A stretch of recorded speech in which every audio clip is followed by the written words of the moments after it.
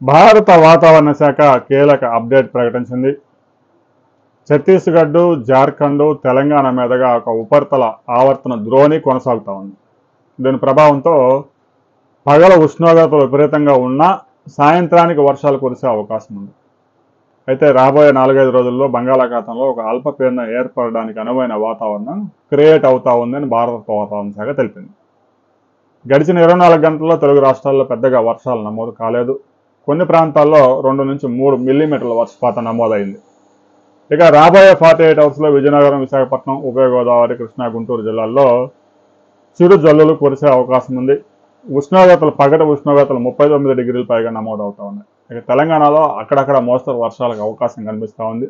ద్రోణి ప్రభావంతో రాబోయే 24 గంటల్లో తెలంగాణలో మోస్తరు వర్షాలు కురిసే అవకాశం ఉంది. ఆంధ్రప్రదేశ్లో మాత్రం చిరు జల్లులు 2 నుంచి 3 మిల్లీమీటర్ల వర్షపాతాలు అక్కడక్కడ నమోదయ్యే అవకాశం ఉంది. 1-2 చోట్ల మోస్తరు వర్షాలు కూడా కురిసే అవకాశం ఉంది.